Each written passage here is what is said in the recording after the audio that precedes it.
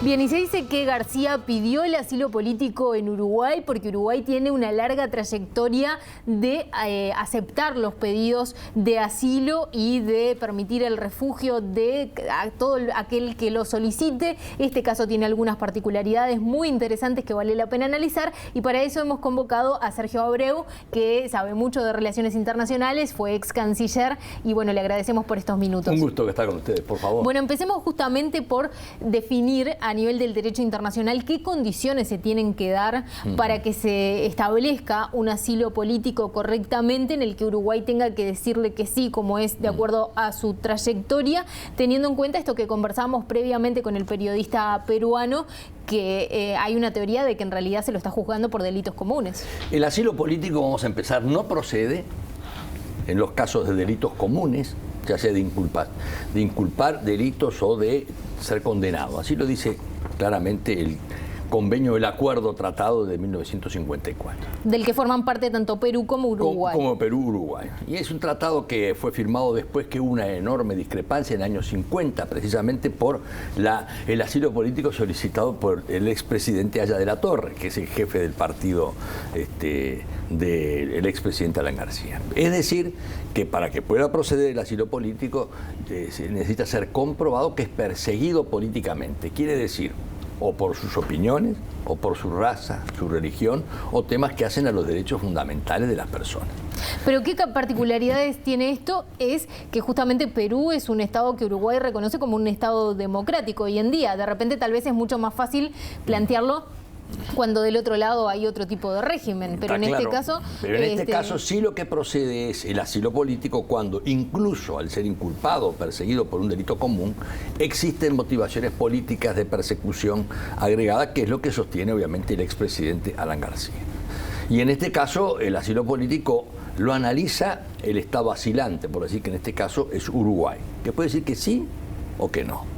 En las últimas horas se planteó la disyuntiva porque, bueno, a García inicialmente, a priori, se le permite quedarse en la embajada y que se inicie todo el proceso. ¿Qué diferencia hay entre permitir que se mantenga en la embajada mientras se inicia todo el proceso y que efectivamente se le conceda el estatus de refugiado político? Claro, cuando él hace ese tema del asilado político, al decir y al argumentar que está perseguido, al ingresar en la embajada está protegido por la inmunidad diplomática de que goza la embajada. No pueden ir a buscarlo ahí. No pueden entrar allí. Entonces, eso es a veces se habla del derecho de urgencia, o ya es un caso más complicado, o en este caso tendría que ser un asilo diplomático, por decir así, de carácter provisorio hasta que el Uruguay decida si concede o no el asilo.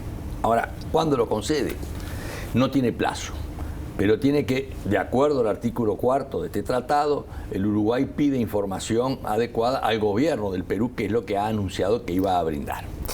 Después que brinda esa información, el Uruguay analiza desde el punto de vista jurídico y político también si existen algunos elementos que justifiquen que el expresidente Alan García diga que está perseguido por razones políticas afuera del derecho.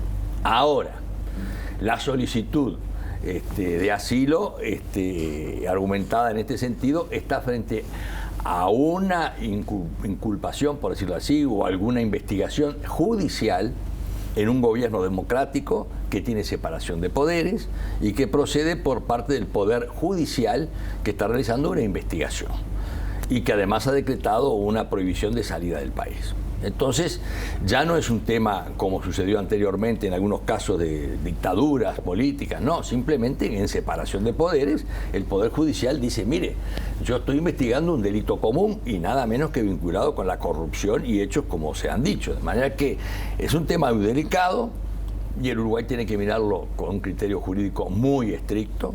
Por las ramificaciones que esto podría tener. Por ejemplo, también complicar las relaciones diplomáticas entre Uruguay y Perú. Eso puede ser, pero también el Uruguay, lo voy a decir con total franqueza, tiene que volver otra vez a ser la reserva del derecho. Ya aquello, el argumento de que lo político está por encima de lo jurídico es un tema bastante complicado. Entonces, decir, el derecho quiere decir que uno aplica el derecho. Ahora, el derecho es simplemente hoy al asociarlo con el criterio de si es o no una persecución política asociada a un delito común. Claro, o sea, Uruguay tendría que convencerse, de acuerdo a los argumentos que dio García, de que está perseguido políticamente. Exacto. Y a partir de ahí, ¿qué es lo que sucede? Pide un salvoconducto para que se venga a Uruguay. Exacto, o a otro país. O a otro país. ¿Y si no se lo dan? Bueno, generalmente ha habido discusiones anteriormente en este tema, sobre todo en el Perú, que fue justamente que allá de la Torre pasó mucho tiempo una embajada. En este caso no creo que haya... O está el caso de Julian Assange, por ejemplo. Pero es un tema más complicado en el tema del salvoconducto. El Perú, puedo asegurar que si se da el asilo político lo da enseguida. ¿Qué antecedentes hay en Uruguay de una situación de este tipo? Concretamente, bueno, en este caso también es un expresidente, con lo cual eso tiene algunas otras particularidades, pero que se sienta perseguido políticamente en un gobierno que Uruguay reconozca como gobierno democrático.